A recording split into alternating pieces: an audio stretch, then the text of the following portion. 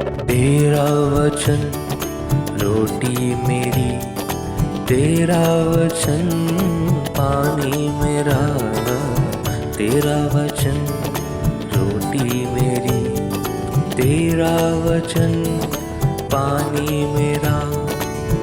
खाकर मैं भूखा न रहूं, खाकर मैं भूखा न रहूं, पीकर मैं प्यासा न रहूं। मेरे यीशु यीशु, मेरे यीशु यीशु, मेरे यीशु यीशु, मेरे यीशु यीशु।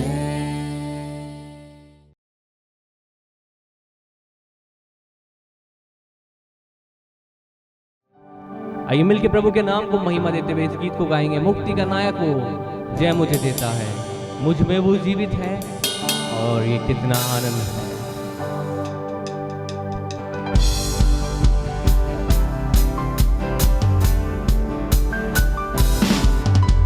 मुक्ति का नायक वो जय मुझे देता है, मुझ में वो जीवित है, कितना आनंद है।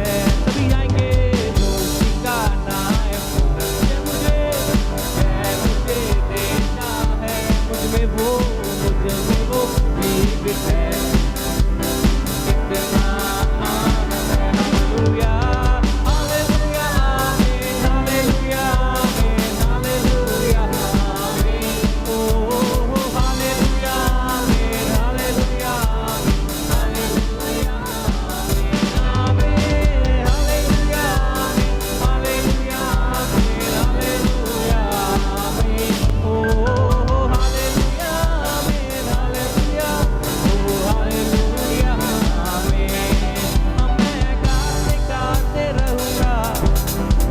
नाचते नाचते गाऊंगा, मैं गाते गाते रहूंगा, रोज नाचते नाचते गाऊंगा, और दौड़ते दौड़ते कहूंगा, और दौड़ते दौड़ते कहूंगा, मेरा यीशु जिंदा हुआ, मेरा यीशु जिंदा हुआ।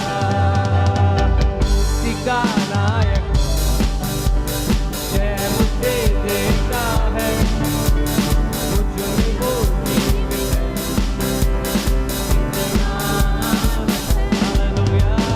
मुक्ति का नायक जय मुझे देता है, मुझ में वो जीवित है, हालेलुया, कितना आनंद है। Hallelujah hallelujah hallelujah hallelujah.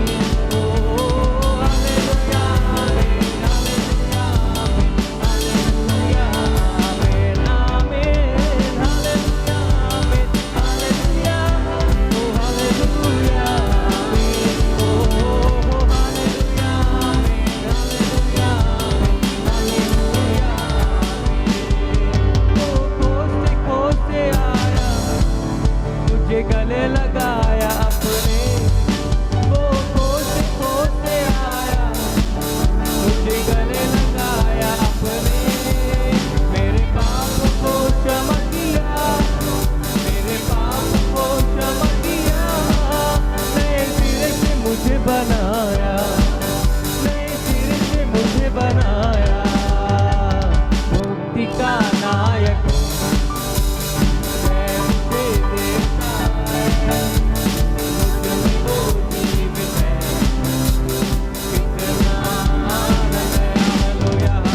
मुक्ति का नायक जय मुझे देता है, मुझ में वो जीवित है, कितना आनंद है। हाथों को हिला के गाएंगे।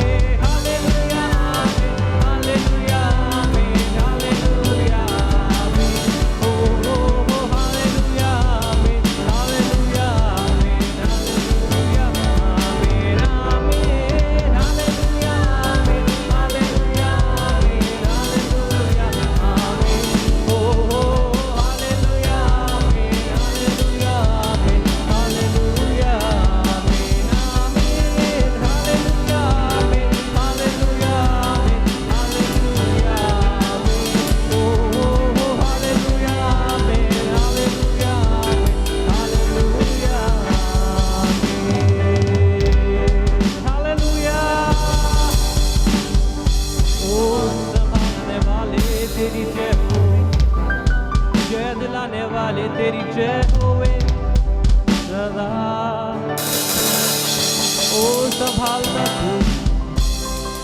तू महान है।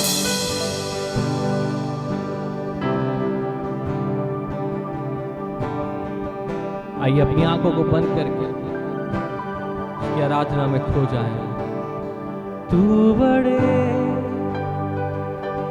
मैं घटूं, मेरे जीवन से महिमा तुझे मिले।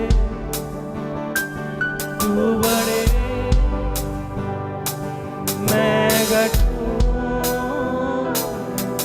मेरे जीवन से महिमा तुझे मिले।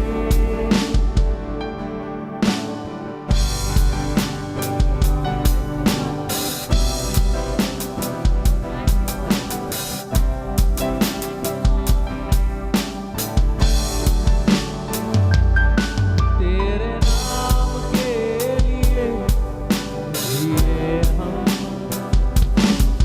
यीशु नाम के लिए जिए हम। तेरे नाम के लिए जिए हम, हो अब्बा यीशु नाम के लिए जिए हम। तू बड़े मैं घटूं, मेरे जीवन से मेरे जीवन से तुझे मिले। तू बड़े आराधना करे प्रभु की। मैं घटूं, मेरे जीवन से महिमा तुझे मिले। स्तुतियों के बीच में विराजमान प्रभु, तू बड़े और मैं घटूं। स्तुतियों के बीच में विराजमान प्रभु, तू बड़े और मैं घटूं। तू बड़े मैं घटूं, मेरे जीवन से महिमा तुझे मिले। तू बड़े अब्बा पिता मैं घटूं, ओ यीशु राजा मेरे जीवन से महिमा तुझे मिले। यीशु नाम में चंगाई, यीशु नाम में है रिहाई। यीशु नाम में है सच्चाई, यीशु नाम में है भलाई। तू बड़े मैं घटूं, मेरे जीवन से महिमा तुझे मिलेगा पिता। तू बड़े मैं घटूं, मेरे जीवन से महिमा तुझे मिले। तू मेरा है मैं तेरा हूँ, तू मेरा है मैं तेरा हूँ। तू मेरा है मैं तेरा हूँ, तू मेरा है मैं तेरा हूँ। है खुदा मेरे खुदा, हर एक जन बोले मेरा जीवन तेरा खुदा है। खुदा मेरे खुदा, मेरा जीवन तेरा खुदा, तेरा खुदा, सिर्फ तेरा खुदा। ओ अब्बा तेरा खुदा, यीशु तेरा है जीवन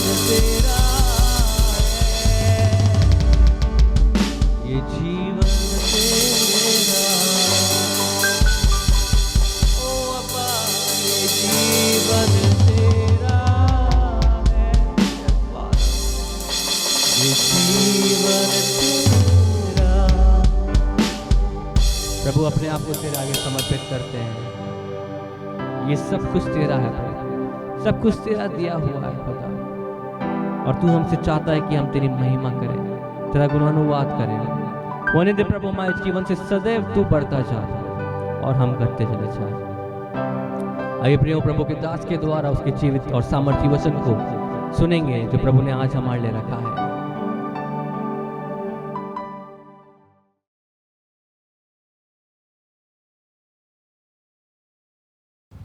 जय मसीह की। मैं आशा और विश्वास करता हूं कि प्रभु लगातार अपने अद्भुत कामों को करता चला जा रहा है।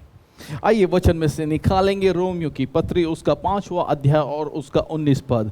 रोमियो की पत्री उसका 5वां अध्याय उसका 19 पद। वहाँ पे लिखा हुआ है, क्योंकि जैसा एक मनुष्य की आज्ञा न मानने से बहुत से लोग पापी ठहरे, वैसे ही एक मनुष्य की आज्ञा मानने से बहुत से लोग धर्मी ठहरेंगे। हालेलुया। परमेश्वर का वचन जो है यहाँ पर बताता है, क्योंकि एक मनुष्य के अनाज्ञा से बहुत से पापी ठहराए गए और एक मनुष्य की आज्ञा मानने से बहुत से लोग धर्मी ठहरेंगे। और मैं जो है आज की इस शाम में आपके साथ बात करना चाहता हूँ आज्ञाकारिता की सामर्थ्य में। आपने बहुत ढेर सारे संदेशों को सुन रखा है मसीह में आज्ञाकारिता के विषय में, परमेश्वर के प्रति आज्ञाकारिता के विषय में, उन बहुत ढेर सारी आशीषों के बारे में सुन रखा है। परंतु आज जो मैंने शीर्षक दिया अपने संदेश का, उसका नाम है आज्ञाकारिता की सामर्थ। जी हाँ, आज्ञाकारिता की सामर्थ। और हमारे इस जीवन में जो है, जो सबसे प्रमुख मुद्दा है, जो समस्याएं चल रही हैं, जो चारों तरफ हाहाकार मचा हुआ है, वह सब जो है हमारे उस और हमारे स्वयं के जीवन में, व्यक्तिगत जीवन में जो समस्याएं चल रही हैं, वो सब कुछ कहीं ना कहीं जो है परमेश्वर के प्रति आज्ञाकारिता से संबंधित है। और आप जानिए कि जो भी चीजें, घटनाएं घट रही हैं, वे कहीं ना कहीं जो है इस आज्ञाकारिता से संबंधित है। और आप जानिए कि आपके और मेरे जीवन में जो भी घटनाएं घट रही हैं, जो भी समस्याएं, जो भी चुनौतियां, जो भी तकलीफें, जो भी परिस्थितियां हैं, वे सब के सब परमेश्वर के साथ हमारे संबंध की आज्ञाकारिता पर निर्भर करती है। और इसलिए मैं आज आपको बताना चाहता हूं कि परमेश्वर के प्रति आज्ञाकारिता की सामर्थ्य के विषय में हम लोग बात करेंगे कि आज्ञाकारिता जो है एक सामर्थ है। आज्ञाकारिता जो है आपके साथ परमेश्वर के संबंध को मजबूत करती है। आपके पास में जो परमेश्वर के प्रति ज्ञान है, उसके द्वार को खोलती है, वह अनंत ज्ञान के द्वार को खोलती है। आज्ञाकारिता जो है वह हर एक समस्याओं के समस्त पहलुओं को समझने और जानने में मदद करती है। क्योंकि क्या है, आज्ञाकारिता जो है उन समस्याओं से परे, उन समस्याओं से ऊपर, उन समस्याओं से आगे परमेश्वर पर निर्भरता को लेकर के आती है। मैं आपको बताना चाहता हूं, कई बार जो है हमने अपने चारों तरफ जटिलताओं को बना लिया है, ऐसे श्रृंखलाओं को बना लिया, ऐसे रिश्तों को कर लिया है जो जटिल हो गए हैं, ऐसे श्रृंखलाओं को बना लिया है जो जटिल हो गए हैं। हमने अपने आप से बहुत ढेर सारी समस्याओं को अपने विरोध में कर लिया, अपनी परिस्थितियों को अपने विरोध में कर लिया है। परंतु मैं आपको बताना चाहता हूं, आपके सारी समस्याओं का हल जो है वह परमेश्वर के प्रति आपकी आज्ञाकारिता की सामर्थ्य में छुपा हुआ है। क्योंकि जानिए, बहुत सी बार हम सोचते हैं जो हम धार्मिक क्रियाकलाप कर रहे हैं, हमारा बाइबल पढ़ना, हमारा वचन, हमारा कलीसिया में जाना, हमारा आराधना करना, ये सब बातें जो हैं हमारे धार्मिकता को दिखाती है और हमारी धार्मिकता हमारे जीवनों के लिए काफ़ी है। परंतु मैं आपको बताना चाहता हूँ, आज्ञाकारिता हमारे धार्मिक गतिविधियों से कहीं बेहतर है, कहीं सर्वश्रेष्ठ है, कहीं अच्छा है। और आप जानिए, आज्ञाकारिता जो है परमेश्वर के उस स्वर को खोलती है और हम उसमें से जो है उसकी आशीषों को प्राप्त करते हैं। सबसे पहले जो है, आप इससे पहले कि हम लोग बातचीत करें कि आज्ञाकारिता क्या है, हमें समझना पड़ेगा आज्ञाकारिता की सामर्थ्य के लिए। और वो है कि आज्ञाकारिता जो है परमेश्वर के साथ उस संबंध को या उस बनाए गए रिश्ते पर निर्भर करता है। क्योंकि जो है ये बहुत महत्वपूर्ण है। मनुष्य को जो है परमेश्वर ने जो है एक दिव्य रास्ता, एक अनंत रास्ता, एक अनंत मार्ग प्रभु यीशु मसीह के द्वारा दिखाया हुआ है। आज आपके और मेरे पास में जो है मनुष्य जाति के लिए सर्वश्रेष्ठ मार्ग है, अनंत का मार्ग है, वह यीशु मसीह है। और आप जानिए उस यीशु मसीह पे विश्वास करने के द्वारा और परमेश्वर के प्रति आज्ञाकारिता में बने रहने के द्वारा हम उस जगह में प्रवेश कर सकते हैं जिसे आपके और मेरे लिए सृजा गया है, रचा गया है।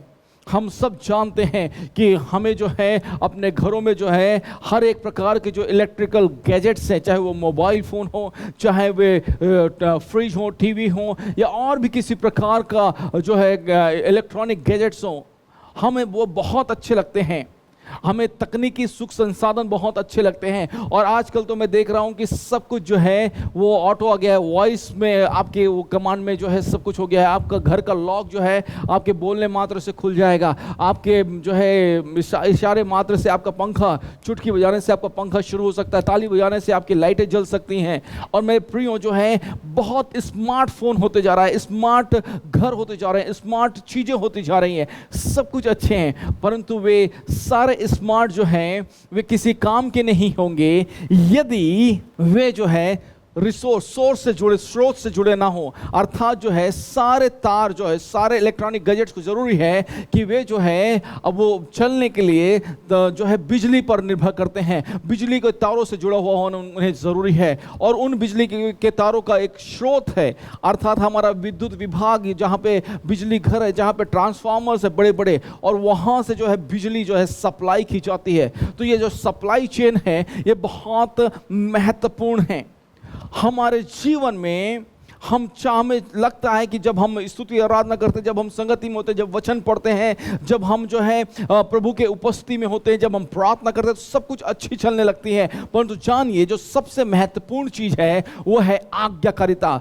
क्योंकि क्या है, आज्ञाकारिता हमारा संबंध हमारे परमेश्वर के साथ में जोड़ती है, हमारा संबंध को जो है मजबूत बनाती है। तो ये बिल्कुल जो है हमारे इलेक्ट्रॉनिक गैजेट्स की तरह है, यदि वे प्लग नहीं किए जाएंगे इलेक्ट्रॉनिक सॉकेट्स में तो वे चलेंगे नहीं। उसी तरह से जो है जरूरी है मेरे प्रियो कि हम जब तक आज्ञाकारिता में नहीं रहेंगे हम अपने मसीह जीवन में आगे नहीं बढ़ पाएंगे, उन्नति नहीं कर पाएंगे। हम परमेश्वर के साथ अपने उस रिश्ते और संबंध को सही रूप से, सुचारू रूप से सुगठित नहीं कर पाएंगे, और न ही जो है हम मसीह रूप से सही जीवन को जी पाएंगे। क्योंकि मैं बताना चाहता हूं बहुत से लोग हैं जिनके पास में अपने बनाए हुए सिद्धांत हैं, अपने बनाए हुए नियम हैं, और वे उन सिद्धांतों और नियमों के आधार पर चलना चाहते हैं। परंतु हमारे लिए हमारा सिद्धांत और नियम जो है परमेश्वर के इस वचन में से आता है। और एक चीज की मांग जो परमेश्वर जो है वह जो है प्राचीन समय से अब तक करते आ रहा है, सृष्टि की शुरुआत से लेकर के अब तक करता आ रहा है, और जब तक मसीह दोबारा ना आ जाए तब तक करता रहेगा,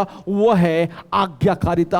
आज्ञाकारिता, आज्ञाकारिता। हाँ मेरे प्रियो, आज्ञाकारिता बहुत ही महत्वपूर्ण है, और परमेश्वर जो है हम में से प्रत्येक से उस आज्ञाकारिता की मांग कर रहा है। यदि आप कहते हैं मैं मसीही हूं, ओ मैं तो बहुत धार्मिक किस्म का व्यक्ति हूं, ओ मैं तो रोज चर्च जाता हूं, ओ मैं तो प्रार्थना करता हूं, ओ मैं तो जो है आराधना करता हूं, मैं तो बाइबल पाठ करता हूं, वो बहुत अच्छी बात है, ओ मुझे पूरे बाइबल के पद याद हैं, मुझे चैप्टर और पद की श्रृंखला याद है, बहुत अच्छी बात है। आप हो सकता है बहुत अच्छा गीत गाते हो, आप बहुत अच्छा प्रचार करते हो, आप जो है बहुत अच्छे कामों करते हो, प्रेज द लॉर्ड, आप गरीबों को खाना भी खिलाते हो, बहुत अच्छी बात है। परंतु यदि आप आज्ञाकारिता में चूक जाते हैं तो आप अपने उन सारे कामों को खो देते हैं। आज्ञाकारिता महत्वपूर्ण है, और परमेश्वर जो है इसी की मांग कर रहा है। जब वो हमें जो है तैयार कर रहा है, जब हमें वो बना रहा है, तो वो चाहता है कि हम आज्ञाकारिता से भरते जाएं, आज्ञाकारिता में बढ़ते जाएं। और हमारे जीवन का एक ही स्रोत है, वह है परमेश्वर। और जब हम उसके उस परमेश्वर के साथ उस रिश्ते में, मैंने बताया आज्ञाकारिता की सामर्थ के लिए परमेश्वर के साथ उस रिश्ते में जुड़ा हुआ होना जरूरी है, जो उसने अपने पुत्र प्रभु यीशु मसीह के साथ हमें बनाया है। तो इसलिए जरूरी है मेरे प्रियो कि जो हम आशीषें पाना चाहते हैं उसका स्रोत परमेश्वर है। हो सकता है हमारे माँ बाप, हमारे दादा दादी वे बहुत ढेर सारा पैसा धन दौलत हमारे लिए छोड़ के गए हों, परंतु हमारे स्रोत वे नहीं हैं। हमारा स्रोत परमेश्वर है, हमारा स्रोत परमेश्वर है। हमारी जो निर्भरता है वह परमेश्वर पर है, और इसलिए बहुत ज़रूरी है कि हम जो है लगातार उसके साथ उस संबंध में बने रहें। Hallelujah, hallelujah. हमारी रचना इस प्रकार से हुई है, हमारी सृष्टि इस प्रकार से हुई है कि हम सृष्टिकर्ता पर निर्भर रहें। और जानिए हमारा सृष्टिकर्ता हमारा परमेश्वर है, हमारा रचनाकार हमारा परमेश्वर है। हम सृष्टि हैं, हम रचे गए हैं और इसीलिए जरूरी है कि सृष्टि का सृष्टिकर्ता के साथ में संबंध जुड़ा हुआ हो।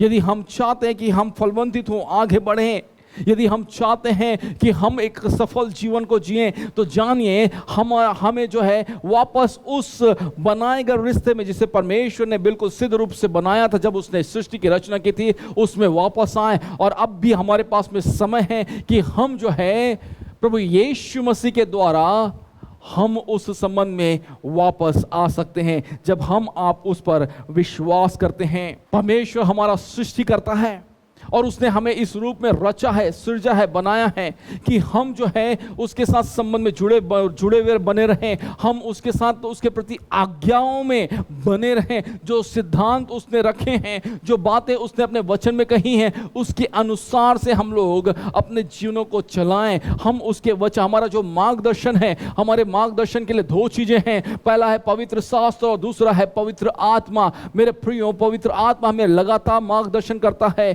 और पवित्र आत्मा हमें सिखाता और समझाता है कि कैसे हम आज्ञाकारिता में बने रहें, और इसीलिए जरूरी है कि हम आज्ञाकारी बने रहें। Hallelujah, hallelujah. मेरे प्रियो, यदि आप सोचते हैं कि जो है मैं उस संबंध में कैसे जो है आज्ञाकारिता की सामर्थ्य में बना रह सकता हूं, मैं आपको बताना चाहता हूं, जब आप पवित्र आत्मा और पवित्र वचन के मार्गदर्शन में अपने जीवन को आगे बढ़ाते हैं, इनके गाइडेंस में अपने जीवन को रखते हैं, तो आप आज्ञाकारिता की सामर्थ्य में बढ़ने पाएंगे।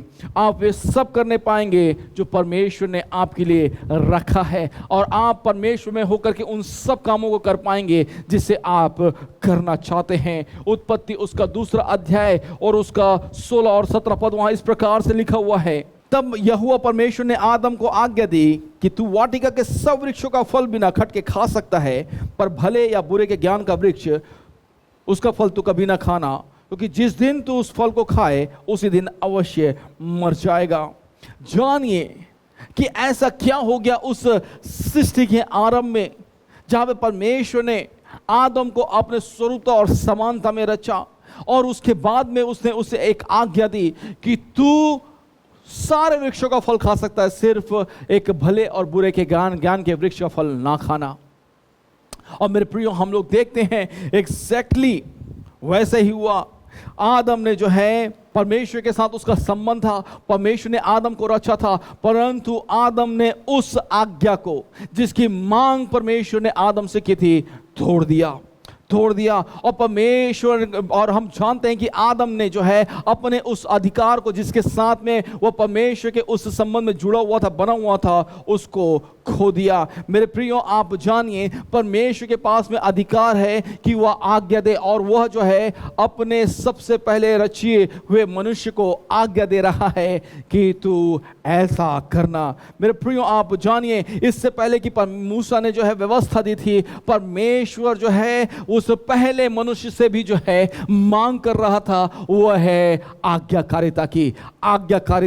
पहले मनुष्य से भी जो मांग कर रहा है वह है आज्ञाकारिता की। और हम लोग जानते हैं कि उसकी अवज्ञा ने, उसकी अनाज्ञाकारिता ने जो है हम मनुष्य जाति पर, समस्त मनुष्य पर, समस्त सृष्टि पर जो है कहर बरपा दिया।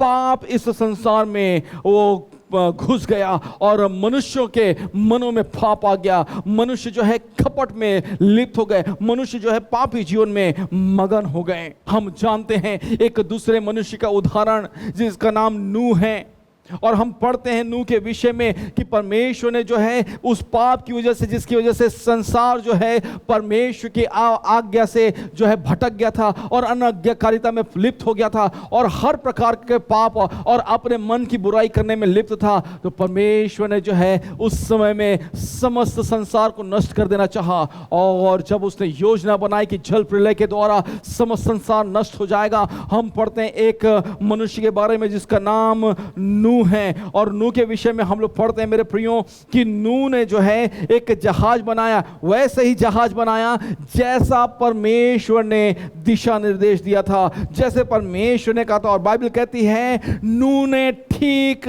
वैसा ही किया जैसा परमेश्वर ने उसे करने की आज्ञा दी थी।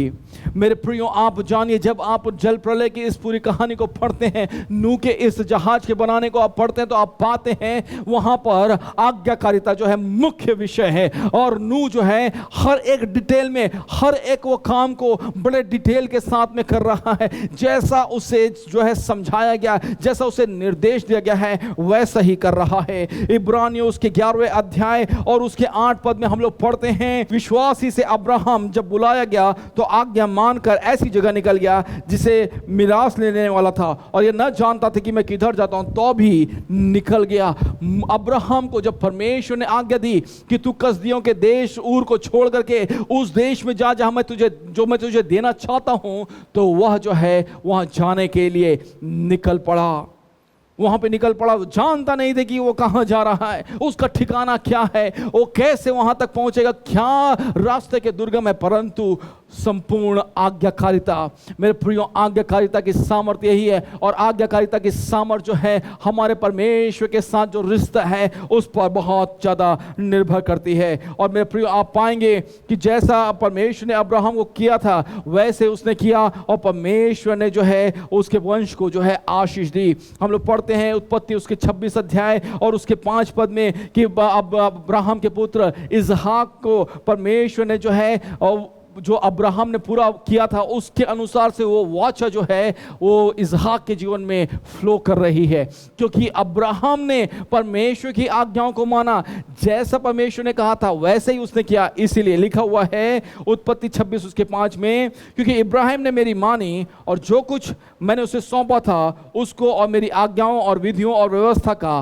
पालन किया। मेरे प्रियो, अब्राहम के आज्ञाकारिता की वजह से जो है इसहाक और उसके बाकी के वंश पर परमेश्वर की आशीष आ रही है। आप जानिए, मैंने कहा वो जो आज्ञाकारिता है उसकी सामर्थ्य यही है मेरे प्रियो। यदि आप और मैं आज आज्ञाकारी होते हैं तो हम देखने पाएंगे कि हमारे आने वाले वंश जो हैं वे हमारी आज्ञाकारिता की वजह से आशीषित ठहरने पाएंगे। और मैं बहुत तेरे ऐसे लोगों को जानता हूं, ऐसे बुजुर्ग लोगों को भी जानता हूं जिनकी आज्ञाकारिता की वजह से, जिनका परमेश्वर के साथ जो संबंध है और जो आज्ञाकारिता परमेश्वर के वचन और परमेश्वर के साथ में है, उसकी वजह से उनके वंश के लोग जो है आज भी आशीष को पा रहे हैं। परमेश्वर की आज्ञाकारिता की सामर्थ, हालेलुया हालेलुया। आप जानिए, ये बहुत ही महत्वपूर्ण है। इससे पहले कि मूसा ने व्यवस्था दिया कि ये चीजें हैं जिसे हमें करनी है, कि हमें जो है परमेश्वर के इन आज्ञाओं को मानना, इससे पहले कि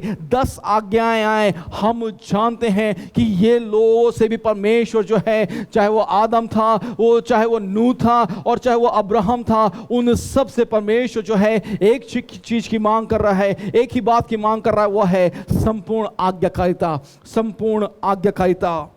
हालेलुया हालेलुया हालेलुया। हम जानते हैं व्यवस्था विवरण 27 में जो है वहां पर परमेश्वर ने जो है 2 समूह के लोगों को जो है आशीष और श्राप के लिए ठहराया। यदि परमेश्वर की आज्ञाओं को मानेंगे तो ये आशीष आएंगे। हम लोग पढ़ते हैं कि कौन कौन सी आज्ञाएं यदि मानी जाएंगी तो उन्हें आशीष मिलेगी, और यदि वे उन आज्ञाओं को नहीं मानेंगे तो उन पर श्राप पड़ेगा। और फिर उसके बाद में जो है व्यवस्था विवरण उसके 28 अध्याय और उसके 1 और 2 पद में हम लोग पढ़ते हैं, वहां पर लिखा हुआ है, यदि तू अपने परमेश्वर यहोवा की सब आज्ञाएं जो मैंने आज तुझे सुनाता हूं चौकसी से पूरा करने का चित्त लगाकर उसकी सुने, तो वह तुझे पृथ्वी की सब जातियों में श्रेष्ठ करेगा।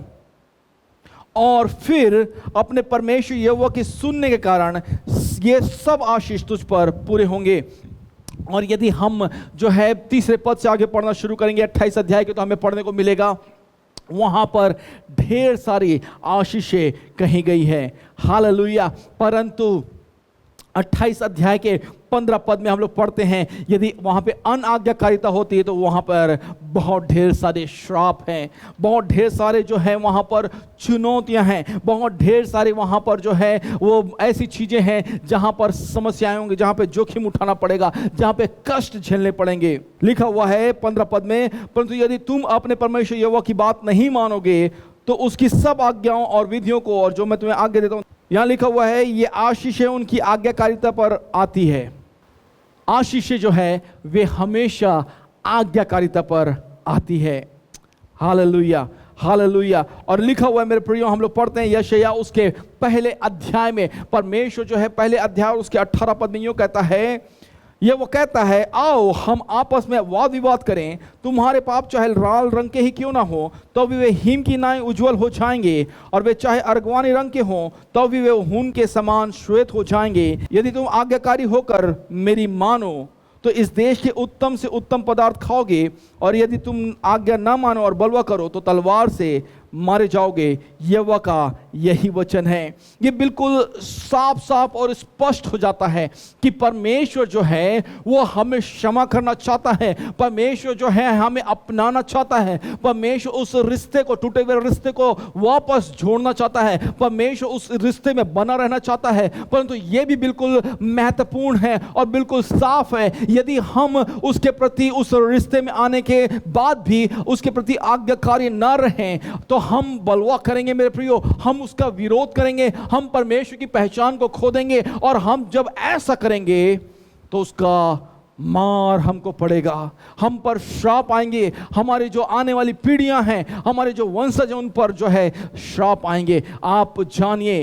आप जानिए आज्ञाकारिता की सामर्थ, परमेश्वर आगे आ रहा है, स्टेप ले रहा है, हमारे साथ संबंध में बना रहना चाहता है, हमें संबंध में जोड़ना चाहता है, परंतु परमेश्वर यह भी चाहता है कि हम भी जो है वो उसकी माने, उसके साथ बढ़ें, उस पर मन लगाएं। Hallelujah, hallelujah. क्या बात है यहाँ पर, क्या चीज है यहाँ पर? वो यहाँ पर आज्ञाकारिता की सामर्थ में परमेश्वर के साथ रिश्ते में सबसे महत्वपूर्ण चीज है, और वो ये है कि हमें चुनाव करना है, और ये चुनाव हमारा सही होना जरूरी है, क्योंकि सारी चीजें हमारे सामने रखी हुई हैं, हमारे सामने आशीष भी रखी हुई है और हमारे सामने श्राप भी रखा हुआ है। अब हम क्या आशीष को चुनेंगे या हम श्राप को चुनेंगे? हमारा ध्यान किधर है?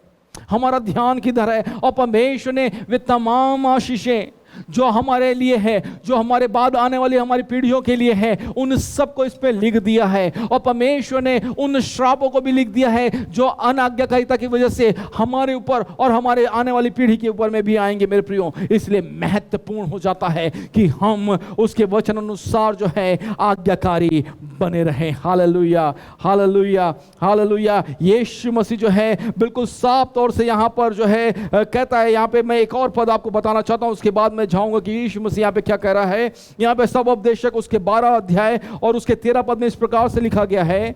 सब उपदेशक 12 अध्याय उसका 13 पद, वहां लिखा हुआ है, सब कुछ सुना गया, अंत की बात यह है कि परमेश्वर का भय मान और उसकी आज्ञाओं का पालन कर, क्योंकि मनुष्य का संपूर्ण कर्तव्य यही है। Hallelujah, hallelujah. हमारे पास में और कुछ नहीं है करने के लिए, हमारा केवल एक ही कर्तव्य है, और वो कर्तव्य यह है कि हम जो है वो परमेश्वर का भय माने और उसकी सारी आज्ञाओं का पालन करें, क्योंकि हमारा कर्तव्य यही है। Hallelujah, hallelujah. मेरे प्रियो, आप जानिए कि संपूर्ण इच्छा परमेश्वर की यही है कि मनुष्य जिसको उसने अपनी स्वरूपता और समानता में रचा है, कि आप और मैं जो उसके स्वरूपता और समानता में रचे गए हैं, जो मसीह के द्वारा उससे मेल और मिलाप करा दिए गए हैं, अब हम परमेश्वर के लेपालक बेटे और बेटियां हो गए हैं। अब हम अपने नहीं रहे परंतु मोल ले लिए गए हैं। आज आपको और मुझको जरूरी है कि आप और मैं जो है वो हमारा कर्तव्य यह है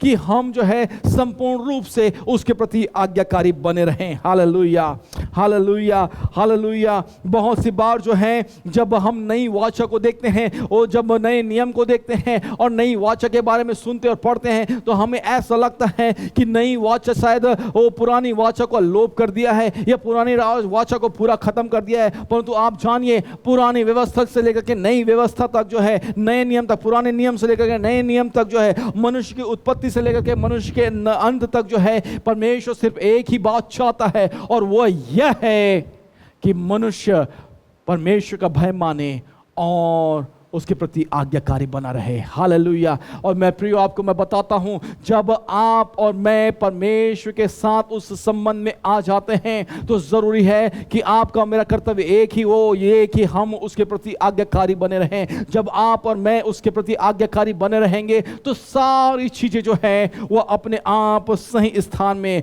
आ जाएगी। मत्ती रचित सुसमाचार उसका 5वां अध्याय उसका 17 से लेकर के 20 पद तक, मत्ती रचित सुसमाचार उसका 5वां अध्याय उसका 17 से 20, वहां इस प्रकार से लिखा हुआ है, यह न समझो कि मैं व्यवस्था या भविष्यवक्ताओं की पुस्तकों को लोप करने आया हूं, लोप करने नहीं परंतु पूरा करने आया हूं।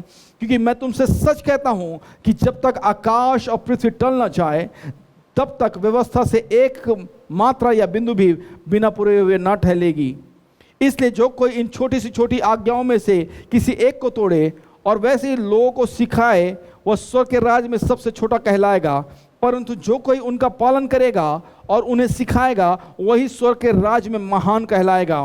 क्योंकि मैं तुमसे कहता हूं कि यदि तुम्हारी धार्मिकता शास्त्रियों और फरीसियों की धार्मिकता से बढ़कर ना हो तो तुम स्वर्ग के राज्य में कभी प्रवेश ना करने पाओगे। हालेलुया। मेरे प्रियो आप देखिए, परमेश्वर यहाँ पे तुलना, प्रभु यीशु मसीह यहाँ पे तुलना कर रहा है। और वो तुलना किसके बीच में है? फरीसी और शास्त्री और जो धर्म का उपदेश देते हैं उनके विषय में है, और उनसे तुलना कर रहा है। जानिए, वे जो है सब कुछ सिखाते तो थे, वे मानना तो सिखा रहे थे परंतु जीवन जीना नहीं सिखा रहे थे। और यीशु मसीह यहाँ पे यही काम कर रहा है, वह मानना भी सिखा रहा है और जीवन जीना भी सिखा रहा है।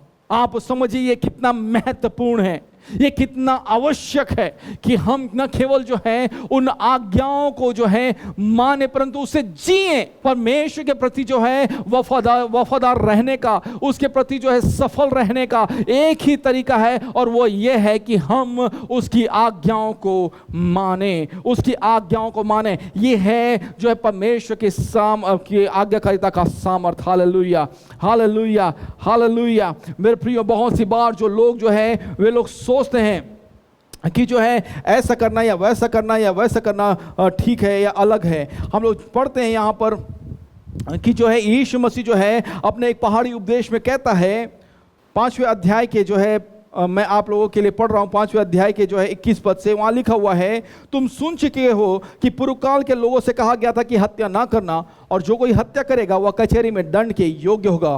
पर मैं तुमसे सच कहता हूँ कि जो कोई अपने भाई पर क्रोध करेगा वह कचहरी में दंड के योग्य होगा, और जो कोई अपने भाई को निकम्मा कहेगा वह महासभा में दंड के योग्य होगा, और जो कोई कहे अरे मूर्ख वो नरक की आग के दंड के योग्य होगा। और यीशु मसीह यही खत्म नहीं कर देता परंतु यीशु मसीह से आगे जाता है। पद 27 वहां लिखा हुआ है, तुम सुन चुके हो कि कहा गया था कि व्यभिचार न करना, परंतु मैं तुमसे यह कहता हूं कि जो कोई किसी स्त्री पर कुदृष्टि डाले वह अपने मन में उससे व्यभिचार कर चुका।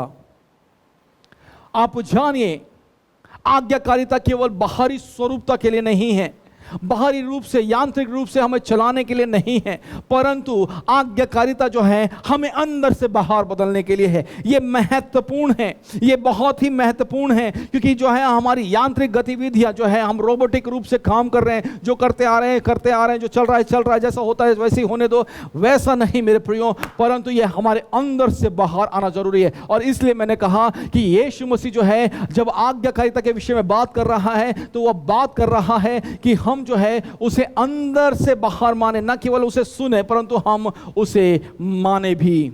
मैं आशा और विश्वास करता हूं कि यह संदेश से आप जरूर आशीषित हुए। आइए हम प्रार्थना करें। हमारे दयालु स्वर्गीय पिता, बड़ी नम्रता और दीनता के साथ तेरे चरणों में आते हैं, तुझे अब्बा पिता कहकर पुकारते हैं, तुझे धन्य कहते हैं। प्यारे खुदावन प्रभु जी, हम घटे और आप बढ़े, ही हमारे जीवन की इच्छा अभिलाषा है। शैतान की तमाम युक्तियों से बचाकर अपनी पनाह में रख, अंधकार के सारे कामों को नाश कर, शैतान के गढ़ों को गिरा दे। प्यारे खुदावन प्रभु जी, हम घटे और आप बढ़े, ये हमारे जीवन की इच्छा अभिलाषा है।